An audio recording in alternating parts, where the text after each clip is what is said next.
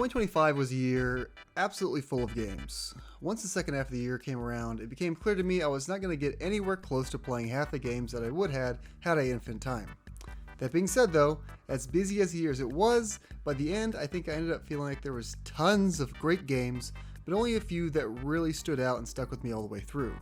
I ended up rolling credits on 30 games with 2025 releases this year, but somehow constantly felt like I was behind as there were probably 30 more I could have tried and enjoyed, but that's not what this video is about. It's a top 10, so let's talk about my top 10 favorite games of 2025. Number 10, Elden Ring Night Rain. My game of the year 2022 was Elden Ring. Its DLC was one of my favorite things I played last year, so it's no surprise to me that I enjoyed its multiplayer spin-off with Elden Ring Night Rain. Night Rain is kind of built around playing with two friends. At launch you could only play trios or solos, but the game clearly was meant to be played with 3 people. Knowing this, 2 of my close friends who also love FromSoft games jumped in and had a great time. But despite how fun it was running around doing multiplayer Elden Ring stuff, fighting bosses from both Elden Rings and Dark Souls, it's just hard to get 3 people's schedules aligned enough to really sink a bunch of time into a game like this. Luckily for me, I ended up having some really good luck queuing into random matchmaking with this game and ended up blasting my way through the whole game in a couple weeks to even nab that platinum trophy. There are decent enough communication tools to chart out what path you and your new friends want to chase each run, and the game is pretty forgiving when it comes to a teammate dying. If you're downed, you can be hit by a teammate to get back up, with that meter getting a little bit bigger each time, but even if you die, you can come back as long as it's not against one of the end night bosses. Those end night bosses were constantly a spectacle. If you've played a FromSoft game, this should come as no surprise to you, but now imagine how cool it would be to fight them with 2 other people. Before each match, you'll have to choose a starting class, which can sometimes be frustrating if your random teammate's class and the class you want to play don't mesh well, but for the most part this wasn't an issue as I found several classes I could play as and have fun. Another thing is there's only one map in this game, albeit with some changing features here and there, but for the most part it's the same map each run. This can obviously make things feel stale after a while, but it does come with the benefit of learning the map and making you feel that much more informed on where to go to find good gear, to put yourself in a good situation to beat the tough Night 3 bosses. While this game did have really high highs for me, the reliance on playing with randoms, the crushing feeling of losing a run with a few mistakes after spending half an hour getting good gear, and the stale feeling map after 50 hours or so of gameplay kept this game at the bottom slot of this list. Number 9, Fast Fusion.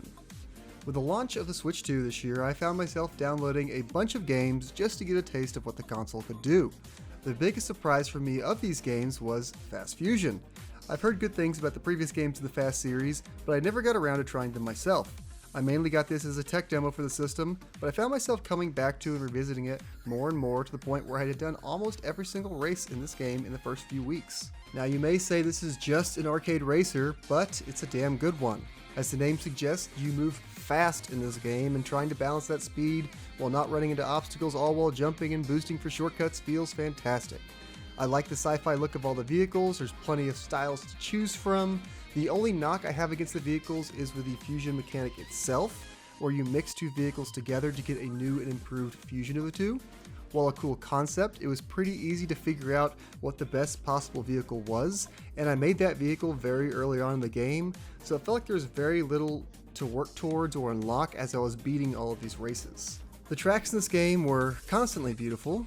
I really loved the Space Course Kuiper Outpost in particular, but all 12 of the tracks the game launched with were fun in their own right. The game also got some free DLC I briefly checked out with a few more tracks. This game has some pretty good value at only $15. That value, along with the great moment-to-moment gameplay and visuals, earned it a 9 spot on this list. Had there been a little bit more to the fusion mechanics or unlockables, it might have even been a tad higher. Number 8, Avowed. Now comes the one game I played on my Xbox this year, Avowed. I am one of those Elder Scrolls fans that's only ever played Skyrim, so I've been pretty eager to play anything new that is Skyrim shaped for the last several years, and Avowed grabbed my attention for that very reason. It's basically looks like Skyrim, but with better combat, which sounds like a dream. And while that is partially true, this game does have its shortcomings. It's basically Skyrim with incredible combat but at the expense of simplifying many of the other systems that made that game so fun. Pickpocketing, attacking NPCs and wildlife as you choose, world memory, where you can just leave anything anywhere and have it stay there forever, are all excluded from Avowed, which does take it down a peg for me. But all that silly nonsense aside, Avowed is fun as hell. The game is separated into a few big areas rather than one huge map, which I was actually on board with. It helped me compartmentalize all the side quests and collectibles better, and I had a blast checking off all the boxes in each area as I went. I liked the quest structure, for the most part having all of the side quests found at the same location in each area. The loop was basically get to the big town, pick up all your quests, and then as you're exploring for dungeons and doing the main story stuff, there's always something close by to take care of on the side nearby. This only started to get stale for me at the very, very last area where I was about done with the game. As mentioned, combat is the highlight of this game. Super hectic, constantly getting to use big, satisfying cooldown abilities and ragdolling the enemies around. I played with a pretty diverse set of weapons to fit different situations, but my default was a one-handed sword and a magical handgun in the other. Picking off enemies from a distance with the rifles was tons of fun as well, but the best might have just getting in close with the big two-handed weapons and walloping enemies off their feet. Avowed is also a very pretty game with lots of vibrant colors being used. I liked how distinct all the areas felt in large part because of this. Story-wise, I thought the game was pretty forgettable. Character moments at the camp were pretty good, but the main story I didn't end up caring about all too much. Combine that with the game starting to wear on me structure-wise by the end, and it keeps this very fun, very pretty RPG in the bottom half of this list. Number 7, Mario Kart World. Following Mario Kart 8 Deluxe is no easy feat, but Mario Kart World had to try its darndest to. This was controversially the first $80 release Nintendo had ever dipped its toe into, unless of course you were like most people and snagged it for the extra $50 while the Switch 2 bundle was around. The big promise of Mario Kart World was the big open world providing so much content and stuff to do that the $80 was justified. Ended up though, that open world was the thing keeping this game out of the top 5 for me. Now, I loved Mario Kart. Always have, probably always will, but I think Mario Kart World did not fulfill its promise of being that first big open world Mario Kart. I was really hoping for something like the Forza Horizon series, but what we got was, in my opinion, a pretty aimless map to wander around in. Don't get me wrong, the theming was neat. I liked seeing Toads drive around all the highways. I liked being able to drive right up all the tracks, but I felt like there was just no incentive structure to do any of that. Unlocking costumes felt pretty silly, just basically farming the different food items with each character over and over. So much so it felt like a chore and I eventually just gave up on it, only unlocking costumes for my favorite characters. The collectibles in the map felt like they were there just so they could say there was something there. I liked the idea of the P-Switch challenges in theory, but I felt like nothing was really pulling me to go seek them out outside of just me being bored and deciding to wander the map. The driving around though is still top notch. They maintained that and even provided some new mechanics to spice things up. Wall riding and grinding fit naturally into the Mario Kart formula and really added that skill ceiling gap for those who really want to get good at the game. I liked the new tracks, but also thought that it brings in another criticism in that a good chunk of your time doing these races is just getting to the actual tracks. I don't think the concept was a terrible idea, but after the 10th time of just driving from one track to the other, I couldn't help but wish we just had more traditional 3-lap tracks, at least for the Grand Prix. The road trip style tracks do work super well with the new Knockout Tour mode, which was the standout mode for this game for me. Knockout Tour online with a few friends was legitimately some of the most fun I've had gaming this year. Super tense and hectic. That mode alone almost saves this game's spot on this list. I have been pretty surprised by the lack of content additions to this game. I imagine it would look a lot different by the end of the Switch 2's life. I need Tanuki Mario added back if I'm going to take this game seriously going forward. Number 6, Kirby Air Riders. The third and final racing game on this list is probably the weirdest one of all, and that is in large part of why I liked it so much. Kirby Air Riders is nonsense the game, and I mean that in the most positive way possible. The game is, for the most part, just played with one button and a left stick, but looking at it you would think it's the most complicated game in history. I want to start off talking about City Trial, because I think that is the defining mode of this game, and will let you know real quick if you're going to be on its wavelength. You drop into Skya, the city you'll be doing the trials in, and just kind of wander around getting stat upgrades, getting new vehicles, trying to knock out opponents, doing the occasional race or boss encounter, and it all just feels kind of very weird and random, and it is. At the end of doing this for 5 minutes, you get to choose an event to compete in out of 4 options, and depending on how many of the other 15 people competing with you choose that same minigame, You could have lots of competition to test out your new vehicle and its stats, or it could just be you doing it solo. Getting a city trial win can sometimes feel lackluster because of this, but also feels good knowing you're always kind of in the running to come out with a victory. On top of city trial, there are some more traditional racing modes which all feel super fun and fast, on top of having some truly impressive tracks from a style perspective. You always feel super cool taking a corner in this game when the camera zooms in and makes you feel that weight of the turn into the boost. Even if I was not winning races, it was still fun just to experience it all. Most of the time when I'm racing or doing a city trial, it has been while I was online, but the single player mode Road Trip is a fun distillation of the game, mixing in races, minigames, and bosses into a quick, enjoyable campaign. There's some story peppered in here, and that really just kind of felt like Air Riders lore, but it was enjoyable because it was funny how serious it took itself. This is just a fun mode you can knock out in a couple hours while getting familiarized with all the different gameplay modes that the game has to offer. Air Riders also has a very satisfying achievement system split up between each mode of the game where you can unlock characters, costumes, vehicles, etc. that I love completing and I'll continue to work at for a while now. This game to me is the better single player racer Nintendo has put out this year over its much more successful cousin Mario Kart World, and well deserving of number 6 on this list. Number 5, Ghost of Yotei. I'll be upfront about this next one. At number 5, I have Ghost of Yotei, the only game on this list at the time of this recording that I have not rolled credits on. That being said though, I have damn near 50 hours in it, and I'm pretty confident in how I feel about it. This game, to me, is basically more of Ghost of Tsushima, a game I love very much. I don't think there is anything wrong with it just being more of a great game, but it really does feel like this game is just more of that great game. Atsu has been a great lead in this game. Her overflowing confidence and her frequent smack talk right before a fight always made me feel cooler when I cut these random wandering Ronin in half when they challenged me. The revenge-filled story may be nothing new or spectacular at its base, but it is very satisfying to hunt down these almost mythical figures of the Yotei 6 and take them down. The game is extremely pretty, not afraid to use lots of color in its environments, and the Watanabe Lo-Fi mode, music mode, was such a cool addition that I kept on for my entire playthrough and really made exploring this beautiful world, getting all the collectibles, that much more enjoyable. The combat side of things in this game feel very similar to that of Tsushima. You basically have a rock, paper, scissors style weapon triangle where you need to try to switch between your arsenal of weapons on the fly depending on what enemies are nearby. In Tsushima, it was different stances, which I think is just a less cool version of the concept in Yotei, where you're a walking armory of different weapons you switch around.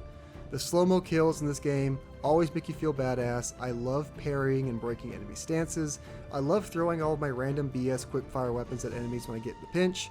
This game is just super solid, and while I don't think it did a whole lot to expand on its predecessor, I loved that game so much that more of it with another cool lead character and an engaging enough story was enough to get this game in my top 5. Number 4, Ball Pit. It seems like every year, Devolver Digital publishes something that really grabs me and becomes my entire video game personality for a few weeks, and this year's instance of that was Ball Pit. This game has a super simple concept. Bounce balls off of walls, level up, get new balls, mix those balls together, bounce more balls off of walls. The arcadey nature of this game really works for me at the busier times of the year. It was so easy to convince myself I have 15 minutes to do a round of Ball Pit, and that was almost always the right decision in hindsight. I love nothing more in games than leveling up and snowballing out of control, and this game let my Power Fantasy number go big brain go crazy. Learning all the different fusions and what characters synergize with each was a lot of fun to test and figure out. The light farm sim interstitial bits in between were a nice change of pace. I liked designing my town layup and getting upgrades. I know some people weren't as big on that part of the game, but I had a good time with it and it made me feel like I was earning something to bring back each run. I'm normally the kind of person who likes some level of permanent progress in my games, so even if it's a arcadey roguelite kind of game, having something small to show what I have accomplished in the game and build off of gets a thumbs up from me. I got all the different fusions by game's end. I had almost a fully upgraded town as far as the non-infinitely upgradable structures go. I beat most of the levels with most of the characters. I really got my time and money's worth from Ball Pit.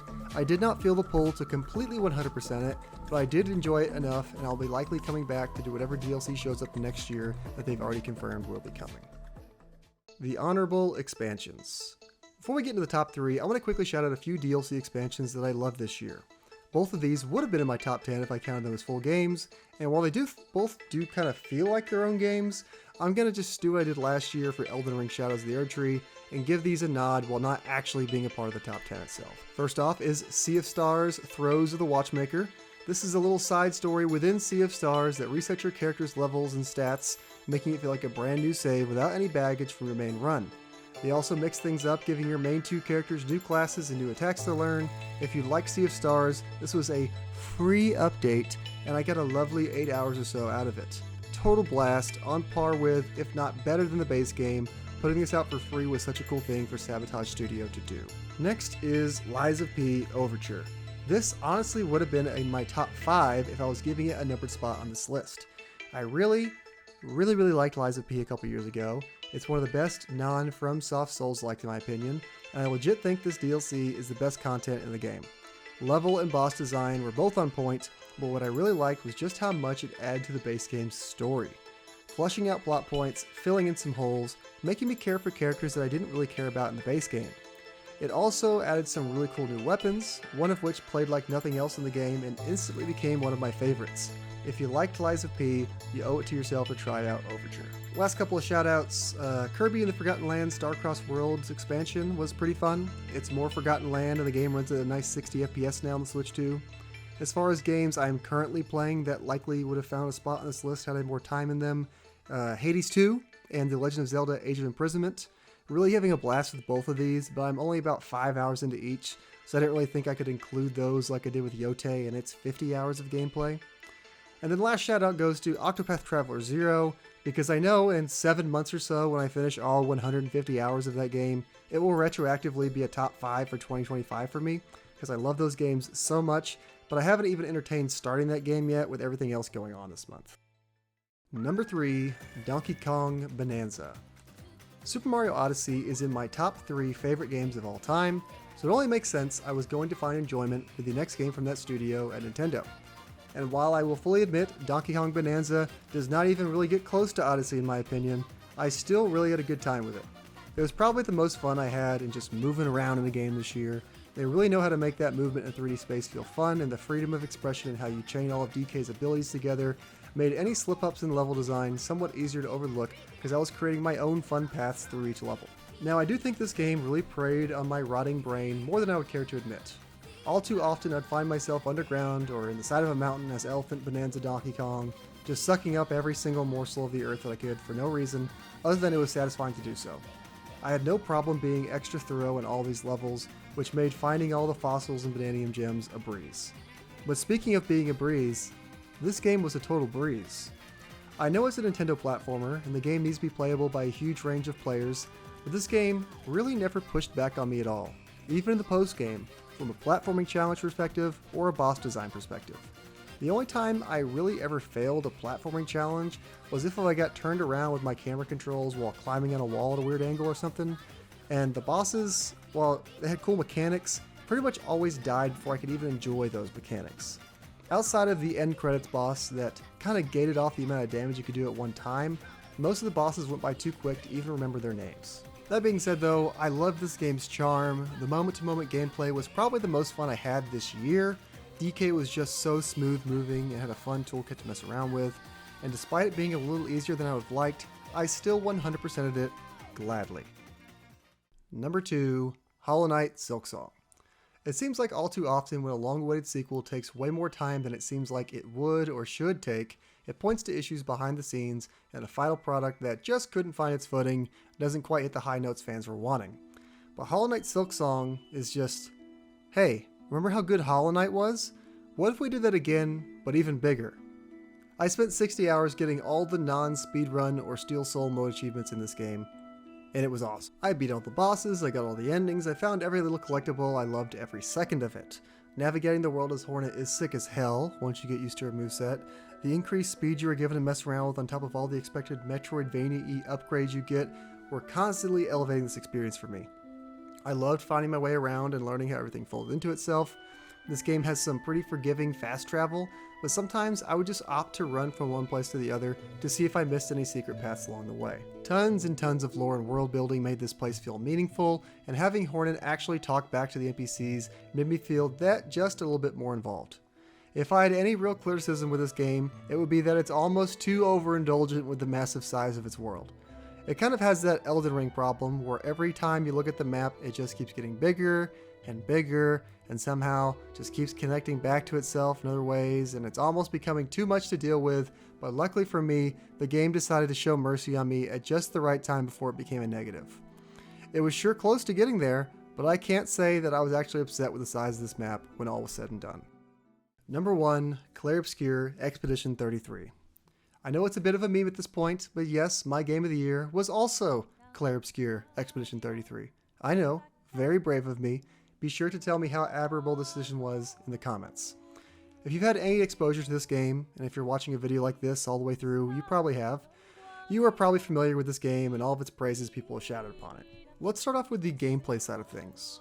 I grew up loving RPGs and had a particular fondness for Mario & Luigi Superstar Saga, so anytime a game has timing-based dodging and parrying in a turn-based RPG, I already have one foot in the door. That gameplay element of Expedition 33 kept me on board the whole way through. I will say though, the offensive side of the timed inputs felt far less engaging than the dodging and parrying side of it. Maybe for the better, because it would probably feel worse to not get your attacks off as you wanted, but felt like bringing it up nonetheless. The free aiming mechanic in the battles was a really cool touch, allowing you to hit enemy weak points if you could spot them before choosing your main action. The Dark Souls-like stat allocation system was neat, and the freedom to build all your characters out to be broken monsters with the Pictos was very satisfying as well. Presentation-wise, I think this game had a really cool art direction. It wasn't afraid to get weird with its setting or use of color, and yeah, the music is pretty incredible in my opinion. I feel like in a lot of games you get a really cool track and you expect to hear that throughout the whole game. But even more impressive than the quality of the music in this game was the quantity of unique tracks in the game. I felt like every 10 minutes I was getting to hear a great new battle theme, an overworld theme, some crazy vocals, adding to an important cutscene. If there was one thing about this game that I really do think was worth all the praise this game gets, it's been the soundtrack. Overall, I did really enjoy the story in this game. It had its highs and lows and some moments that felt really impactful when they happened, that feel different by the time you finish and think about all the things this game tells you about its world. Not every twist landed as hard as each other, but I did admire them going for an idea and taking it super seriously and allowing you to go on a ride as they built up to each twist. The characters and their interactions are all very great. These people think they're marching to their certain deaths, and getting to be a part of them growing together as a group in the middle of that struggle was really rewarding. Great performances all around as well. So there's the list. I know number 1 was not super surprising if you've been keeping up with my monthly recap videos for what I've been playing, but since April, I had a pretty good feeling that Expedition 33 was going to take the number 1 spot. I know most of these games were pretty well known, but I hope at least something on this list caught your eye and maybe pushed you towards checking it out if you're looking for something to play. If not, I will be making a video here in the next few weeks about all the indie games I played in 2025. I know for a fact there will be some stuff you haven't checked out in that one, because the wide world of indies is just too big for anyone to try everything, so if that sounds fun to you, consider subscribing so you don't miss it. There will also be a video hopefully in the next week or so going over my rankings of all the Nintendo first-party Switch 2 games released this year. Should be a fun time. But outside of that, I just want to say thank you for watching. It's been a great year for me in the world of games and out, and I'm thankful to anyone who takes the time out of their days to listen to me ramble about what I love here. I'm looking forward to the next year of doing this all over again, and time allowing, I have some fun ideas ahead. Thanks again for watching, and see you next time.